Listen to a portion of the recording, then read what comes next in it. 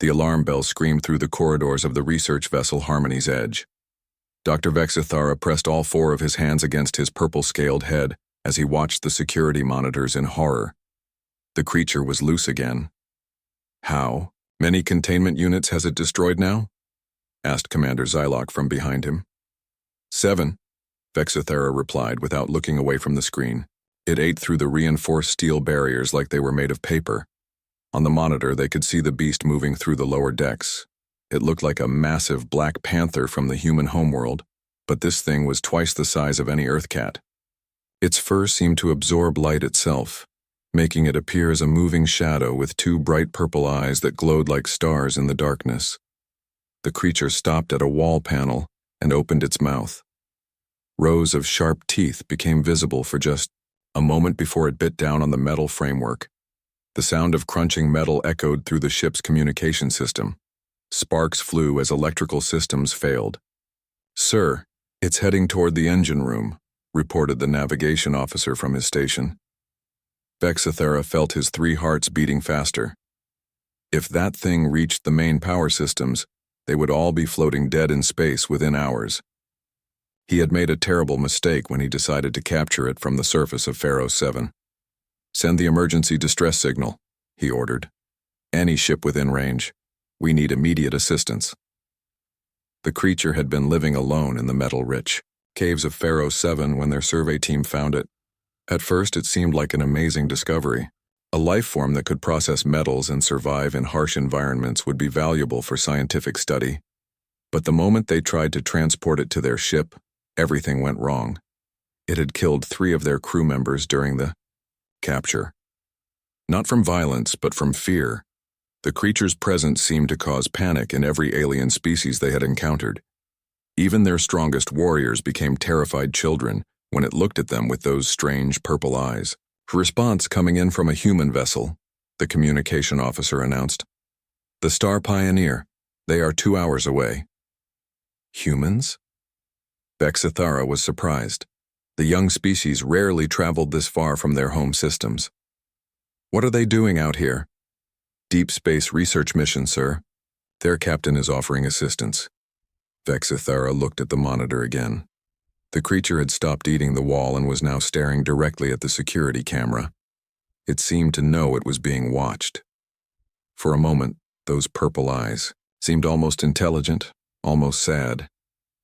"Accept their help," he decided. "We have no other choice." 2 hours felt like 2 days as the crew of Harmony's Edge tried to keep the creature contained on the lower decks. They sealed off sections of the ship and rerouted power systems to avoid the areas where it was feeding, but the beast seemed to understand their efforts and kept moving to new locations. When the human ship Star Pioneer finally docked with them, Vexithara was ready to abandon his vessel entirely. The creature had consumed nearly 30% of their internal structure. Life support was failing in multiple sections. The human captain who came aboard was a woman named Park So-Jin. She was smaller than most aliens Vexithara had met, but she carried herself with the confidence of someone who had seen many battles. Her dark eyes took in the damage around them without showing fear. "Where is this creature now?" she asked. "Deck 7, Section C," Vexithara replied. "We have it trapped behind emergency barriers, but those won't hold for long." Captain Park nodded and spoke into her communication device. "Deho, bring your equipment. We have a situation that needs your expertise." A few minutes later, a young human man joined them in the corridor. He was carrying a large toolkit and wearing the practical clothes of an engineer. His name badge read Kim Deho, Maintenance and Xenobiology. "What kind of creature are we dealing with?" Deho asked as he examined the claw marks on the walls. "Something that should not exist," Vexithara said. "It feeds on metal and seems to phase through solid barriers. We believe it may be some kind of natural weapon from an extinct civilization." Deho ran his hand along the damaged wall. The metal had been cut cleanly, as if by some kind of advanced tool. "Has anyone tried to communicate with it?" "Communicate?" Commander Zylok laughed bitterly. "The thing is a monster. It kills everything that gets near it." "Actually," Deho said slowly, "these cuts look very precise. If it was just trying to destroy things, I would expect more random damage. This looks almost like it's trying to access something specific. Before anyone could respond, the emergency barriers at the end of the corridor began to glow red hot. The creature was trying to break through again. "Everyone back to the upper decks," Captain Park ordered. "Now." But Deho didn't move. He stared at the glowing barriers with curiosity rather than fear. "Captain, let me try something." "Absolutely not," Vexthara protested. "That creature will kill you the moment it sees you." "Maybe," Deho admitted. "But maybe not. Look at this damage pattern. It's not random destruction. There's intelligence behind this." The barriers were beginning to melt. Through the gaps they could see movement in the darkness beyond. 2 purple eyes appeared, studying the group of people in the corridor. Captain Park put her hand on her weapon but didn't draw it. "Deho, what are you thinking?" "I'm thinking that everything we've been told about this creature might be wrong," he replied. "Give me 5 minutes to try something different." The barriers collapsed with a crash of melting metal. Steam filled the corridor as the heated air mixed with the ship's atmosphere. Through the mist, the creature stepped forward. It was even larger than the security monitors had shown. Its black fur seemed to move independently of any air currents, creating patterns like oil on water. The purple eyes were fixed on Deho, but there was no aggression in them. If anything, they seemed curious. Vexthara felt his 3 hearts stop as the human engineer took a step toward certain death. "Easy there," Deho said softly, extending one hand slowly. "I'm not here to hurt you." The creature tilted its massive head and made a sound that was almost like purring. The creature's purring sound grew louder as Deho kept his hand extended. Everyone in the corridor held their breath, waiting for the attack that never came. Instead, the massive beast lowered its head and sniffed the human's outstretched fingers. "Impossible," whispered Dr. Vexthara. "It killed 3 of my crew members just by being near them." But Deho was already taking another step forward. The creature's purple eyes never left his face, and its body language showed no signs of aggression. If anything, it seemed almost relieved to find someone who wasn't afraid of it.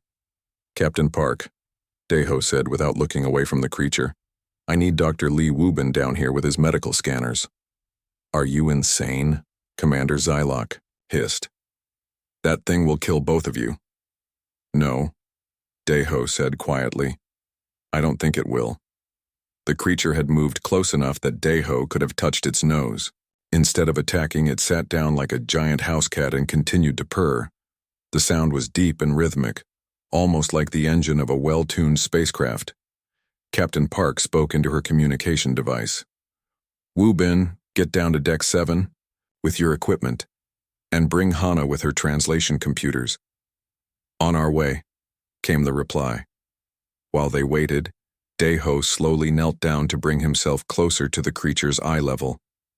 The beast watched him with what could only be described as curiosity. When he was fully kneeling, it leaned forward and gently pressed its forehead against his. The effect was immediate and startling. The creature's purring became even louder, and its whole body seemed to relax. The tension that had filled the corridor began to fade, replaced by something that felt almost like peace. "The bio readings are changing," Dr. Vexthara said, checking his handheld scanner.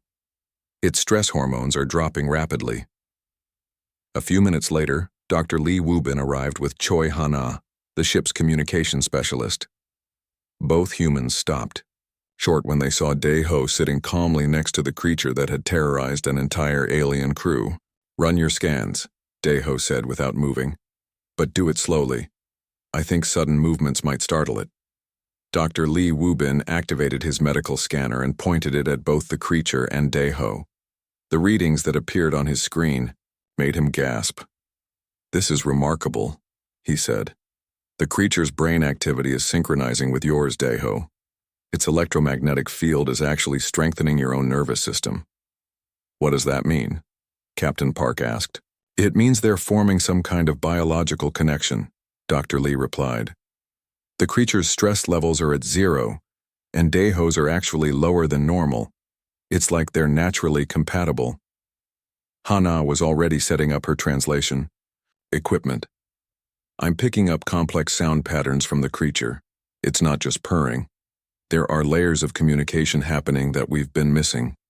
Over the next hour, they learned more about the creature than the alien crew had discovered in weeks of study. Through Hana's translation system, they discovered that the beast was trying to communicate its needs, not express aggression.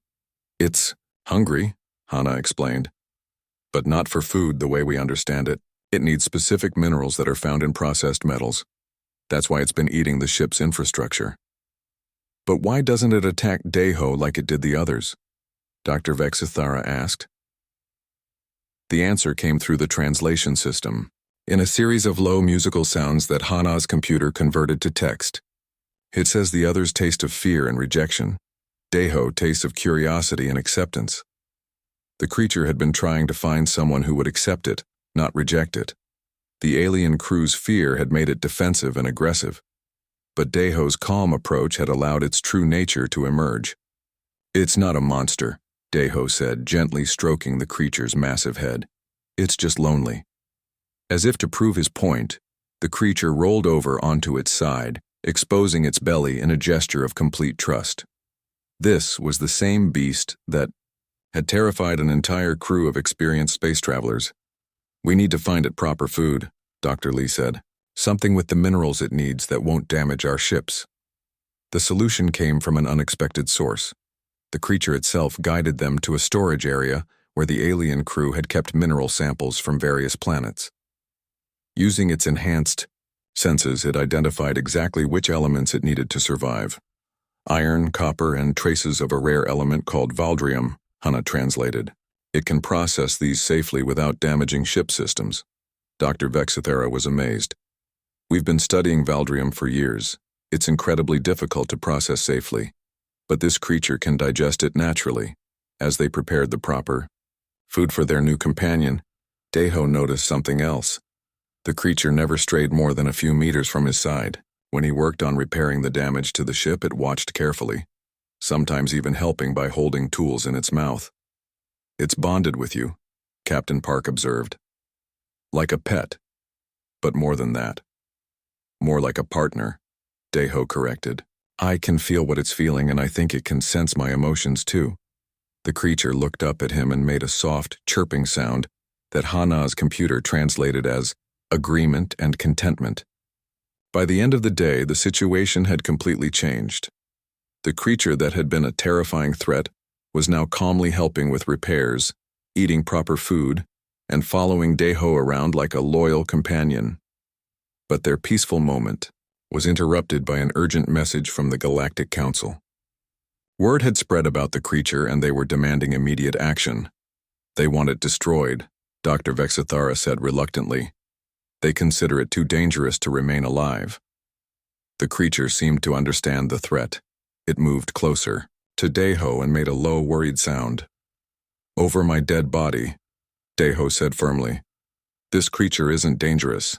It just needed someone to understand it, but convincing the Galactic Council would be much harder than convincing a single crew. The real challenge was just beginning. 3 days later, the human crew had learned to work alongside their unusual companion. The creature, which Deho had started calling Kuro after an old Earth word for black, had proven to be incredibly helpful with ship repairs. Its ability to process metals meant it could safely dispose of damaged components, while its keen senses could detect problems that human instruments missed. But the peaceful routine was shattered when Hana made a breakthrough with her translation system. Deho, you need to hear this, she called from her workstation. I've been analyzing the deeper patterns in Kuro's communications, and I've discovered something important. Deho looked up from the engine component he was repairing.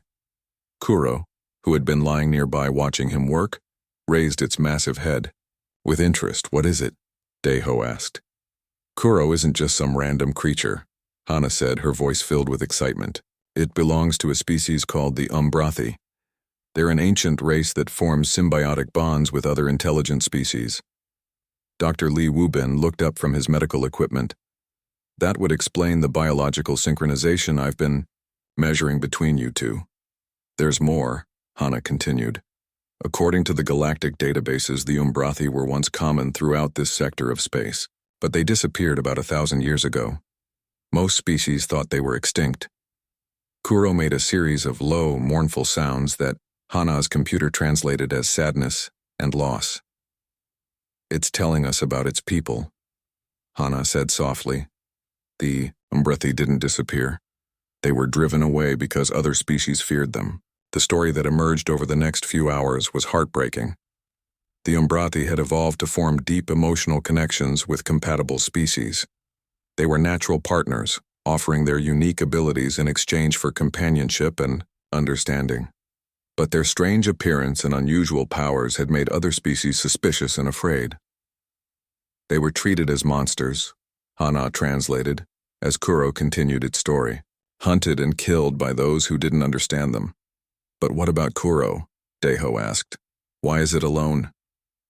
The answer was even sadder. Kuro had been born different from other Umbrathi.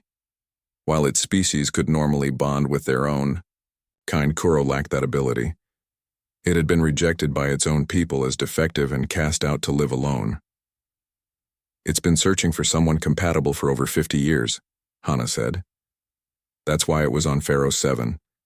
It was hoping to find minerals that might help it change, might make it acceptable to its own kind." Daiho felt his heart break for the creature that had become his companion.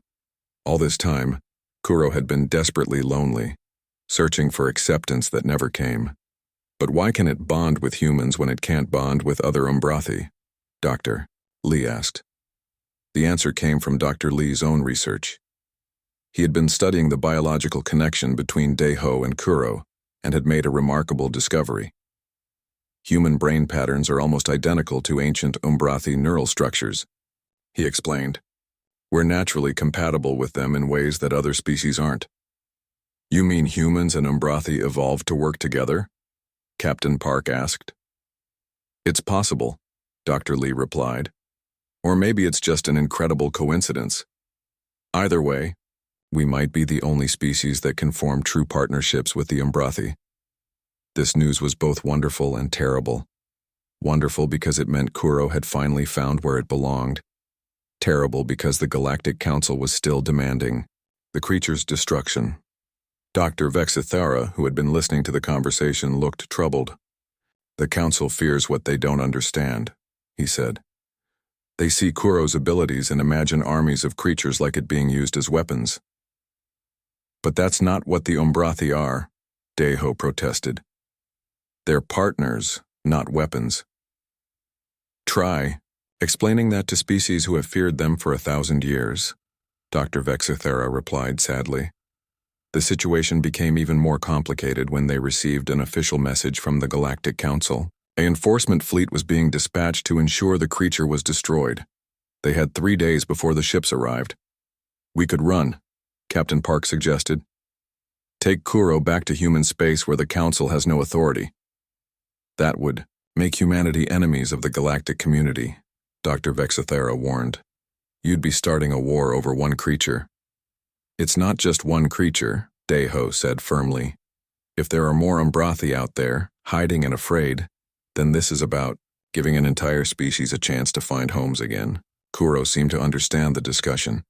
It made a series of complex sounds that Hana's computer took several minutes to translate.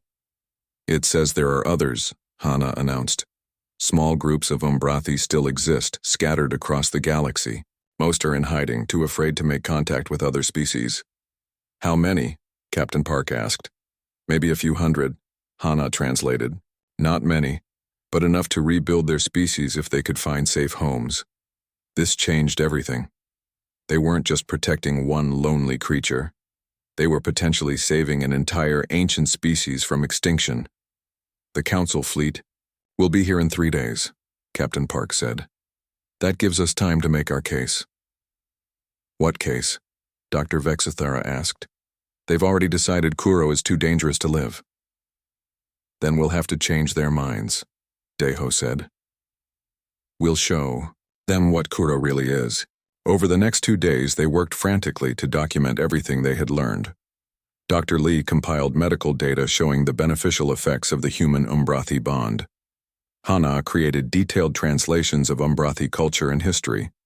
Captain Park prepared formal diplomatic protocols for first contact with a rediscovered species. But their most powerful argument was Kuro itself. The creature had transformed from a terrifying monster into a gentle, helpful companion. It assisted with repairs, helped solve technical problems, and showed intelligence and empathy that couldn't be ignored.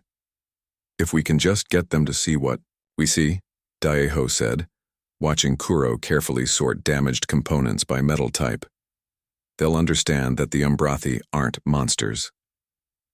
On the morning of the third day, the Council enforcement fleet arrived. 5 massive warships surrounded, the 2 research vessels, their weapons powered and ready. "This is Admiral Kethavar of the Galactic Council Fleet," came the announcement. "Prepare to surrender the dangerous creature immediately, or we will take it by force." Captain Park took a deep breath and opened communications. "Admiral, we request permission to present new evidence about the creature. We believe there has been a serious misunderstanding." "There is no misunderstanding," the Admiral replied coldly. "The creature is a threat to galactic security and will be destroyed." "Give us 1 hour," Captain Park pleaded. 1 hour to show you what we've learned." There was a long pause before the Admiral responded. 1 hour, but any attempt to escape will result in the immediate destruction of both your vessels. As the communication ended, Daeho looked at Kuro, who had moved protectively close to his side. "Well, partner," he said softly, "time to show them who you really are." Admiral Kethavar was a tall, intimidating figure with silver scales and 4 arms, each ending in clawed hands. He boarded the Star Pioneer with a squad of heavily armed council soldiers, all wearing full combat gear. The moment he saw Kuro sitting calmly beside Daeho, his eyes widened with what could only be described as primal fear. "Keep that thing away from me," he ordered, raising his weapon. "Admiral, please," Captain Park said calmly. "The creature poses no threat. As you can see, it's completely docile." "Docile?" Admiral Kethavar laughed bitterly. "That thing is a killing machine. My species has stories about the shadow beasts that could phase through walls and devour entire ships." Kuro seemed to sense the Admiral's fear and moved even closer to Daeho, making soft, concerned sounds. Its purple eyes were fixed on the weapon pointed at them, but it showed no aggression, only worry. "That's exactly the problem," Daeho said, slowly standing up. "Everyone sees Kuro as a monster because that's what they expect to see. But look at it, really look at it. Does it seem like a killer to you right now?" The Admiral kept his weapon raised, but Daeho could see doubt creeping into his expression. Kuro was clearly intelligent, clearly gentle, and clearly protective of the humans around it. "Dr. Lee," Captain Park called. "Show the Admiral your medical findings." Dr. Lee Wubin stepped forward with his scanner and tablet. "Admiral, I've been monitoring the biological interaction between humans and this Umbrathi for several days. The results are remarkable." He displayed his data on the main screen. "The creature doesn't just avoid harming humans. Its presence actually improves our health. Stress hormones decrease, immune system function increases, and mental clarity improves. It's like we evolved to work together." "Evolved to work together?" one of the council soldiers asked. "That's impossible." "Maybe not impossible," Hana said, joining the conversation. "I've been studying Umbrathi history through the creature's communications. Their species once lived peacefully alongside dozens of other races. They were partners, not predators." "Then why did they disappear?" Admiral Kethavar demanded. "Because of fear," Dr. Vexathara said quietly. "My own species has legends about the Umbrathi. We called them shadow demons and told stories of their terrible power. But I've been here for days now, and I've seen the truth." The alien doctor stepped closer to Kuro, though his hands were still shaking slightly. "This creature saved my ship. When our life support systems were failing, it helped repair them. It could have killed us all, but instead, it chose to help." Kuro made a gentle chirping sound and extended its head toward Dr. Vexathara. The alien doctor hesitantly reached out and touched the creature's forehead. Immediately, his shaking stopped and his expression changed from fear to wonder. "It's sharing emotions with me," he whispered. "I can feel its loneliness, its desperate need for acceptance. This is no monster. This is a person." Admiral Kethavar lowered his weapon slightly. Even if that's true, the Council has made its decision. The creature is too dangerous to allow it to live. Dangerous to who? Daeho asked. It's been living peacefully with us for days. It helps with work. It protects us from harm, and it asks for nothing except companionship. But what if there are more of them? Another soldier asked. What if they organize and attack our worlds?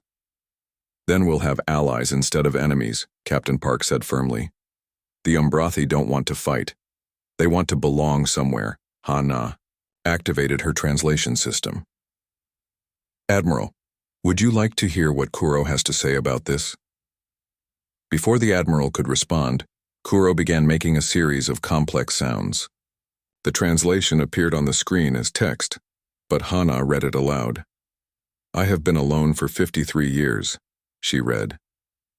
I have searched across 100 worlds for someone who would not run from me in fear. I have never harmed anyone who did not try to harm me first. I only want what all living beings want, a home, a family, a place where I belong. The corridor fell silent. Even the heavily armed soldiers seemed moved by the simple, heartfelt message. I have found that home with the humans, Hana continued reading. They do not see me as a monster. They see me as a friend. If you kill me, you kill the last hope my people have of finding peace. Admiral Kethvar looked troubled. Your people? There are others? Kuro made more sounds, and Hana translated. Scattered across the galaxy, hiding in caves and abandoned places, afraid to make contact because they know other species will try to kill them. But if humans will accept us, maybe there is hope. You're talking about bringing an entire species of these creatures into the galaxy, the Admiral said.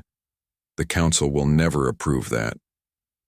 Then the Council is making a mistake, Daeho said boldly. Humans judge people by their actions, not their appearance. Kuro has proven it's trustworthy. If there are others like it, they deserve a chance too.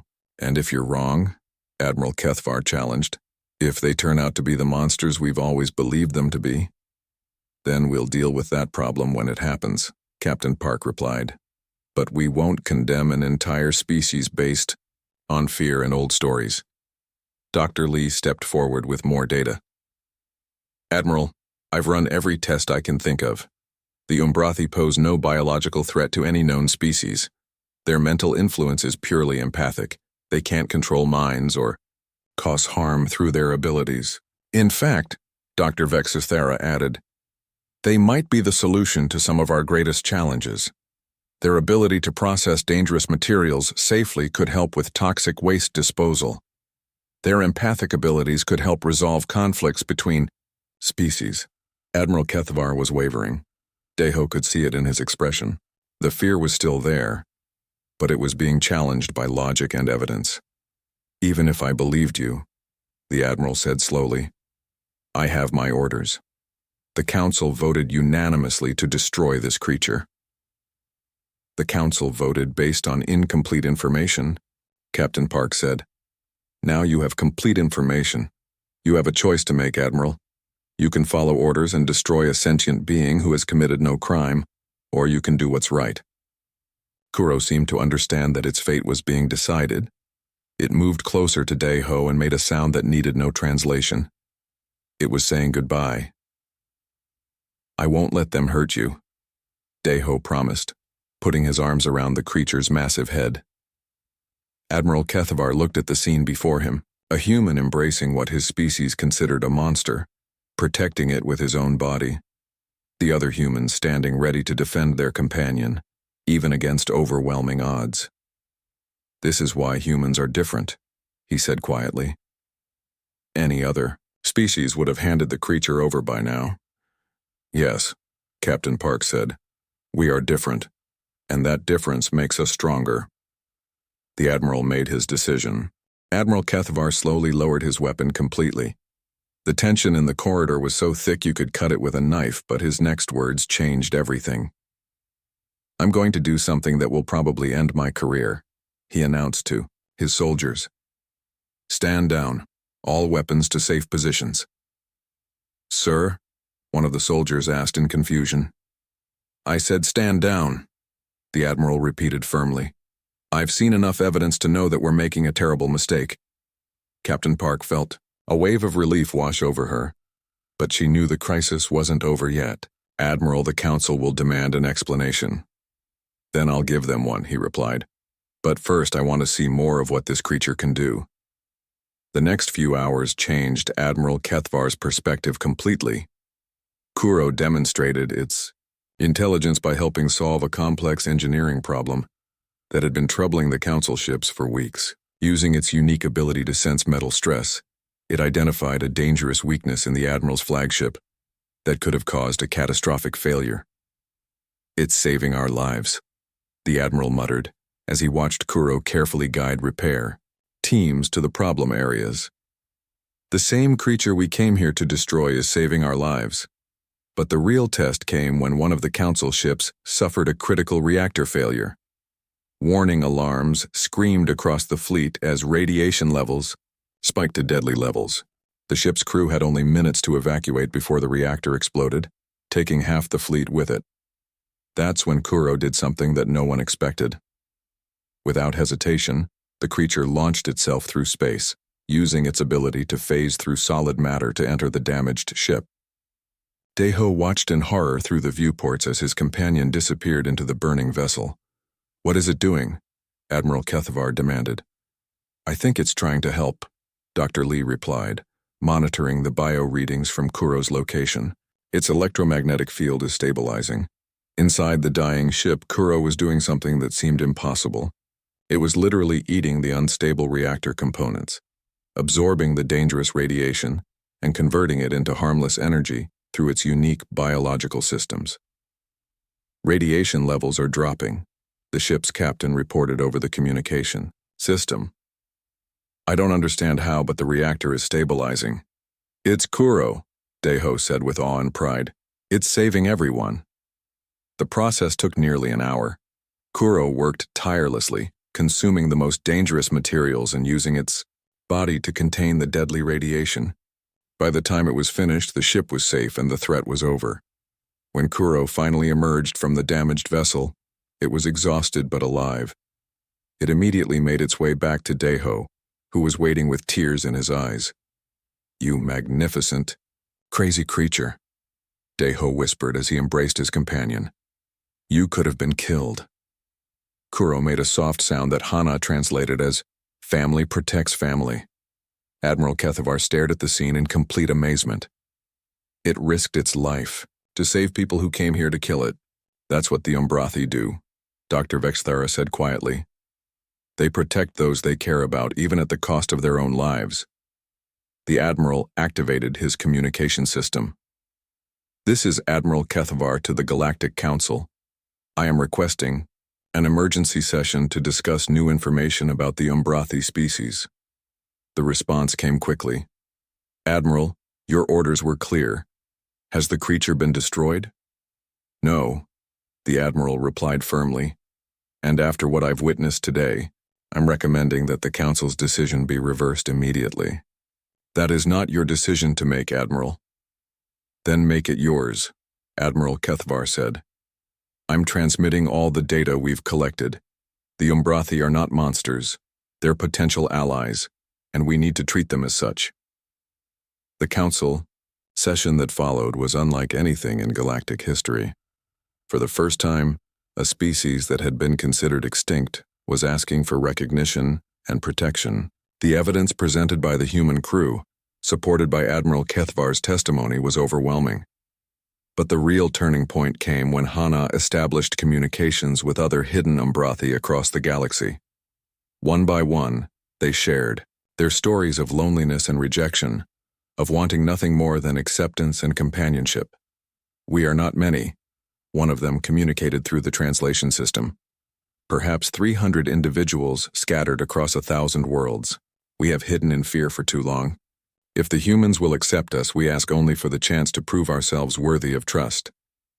The Council vote was close, but it passed. The Umbrathi were granted recognition as a sentient species with full rights under galactic law. More importantly, they were placed under human protection, making humanity their official advocates in the galactic community. 6 months later, Daeho stood in his new laboratory aboard the research station Unity-1.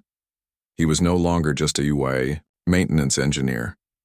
He had become the first official human Umbrathi liaison, helping to facilitate the reunification of the scattered Umbrathi with human families. Kuro was beside him, as always, but now they weren't alone. 3 other Umbrathi had found compatible human partners, and more were arriving every week. Each partnership was unique, but all shared the same deep emotional bond that made both species stronger. "How many applications do we have this week?" Daeho asked Hana, who had also been transferred to the new station. 47, she replied. 23 from humans wanting Umbrathi partners, and 24 from Umbrathi looking for homes. It was more than they could handle, but it was a wonderful problem to have. The program was so successful that other species were beginning to ask about forming similar partnerships. "Dr. Vexithara wants to try bonding with an Umbrathi," Hana continued. "He says his species might be compatible after all, if they can overcome their fear." Daeho smiled. It was exactly what they had hoped for when this all started. The Umbrathi were finding homes, humans were gaining incredible companions, and the galaxy was becoming a little less fearful and a little more understanding. Captain Park, now Admiral Park, had been promoted for her role in the discovery. She visited the station regularly to check on the program's progress. "Any regrets?" she asked Daeho during her latest visit. Daeho looked around the bustling laboratory where humans and Umbrathi worked side by side, solving problems and building relationships that would have been impossible just months earlier. "None at all," he said. "This is exactly where we belong." Kuro made a sound of agreement and pressed its head against Daeho's hand. Through their bond, he could feel the creature's contentment and joy. After 53 years of loneliness, Kuro had found not just a home, but a purpose. "What's next?" Admiral Park asked. "We've got reports of other species that might be hiding in fear," Daeho replied. "The galaxy is full of misunderstood people who just need someone to give them a chance." "Sounds like a job for humanity, Admiral," Park said with a smile. As the sun set through the station's viewports, casting long shadows across the laboratory, Daeho reflected on how much had changed. What had started as a rescue mission had become something much larger. They had proven that understanding was stronger than fear, that acceptance was more powerful than rejection. The Umbrathi were no longer outcasts hiding in the darkness. They were partners, companions, and friends, and humanity had gained something precious in return, the knowledge that they were not alone in their willingness to embrace the unknown. Kuro made one final sound before settling down for the night. Hana's computer translated it automatically, displaying the words on the nearby screen. "Home at last." Daeho smiled and gently stroked his companion's head. "Yes," he whispered, "home at last." Outside the station, other ships were arriving, carrying more Umbrathi ready to find their place in the galaxy. The age of fear was ending, and the age of understanding was just beginning. And it had all started with one human who chose to extend his hand instead of raising his weapon, and one lonely creature who had been waiting 53 years for someone to see past its appearance to the gentle soul beneath. The galaxy would never be the same.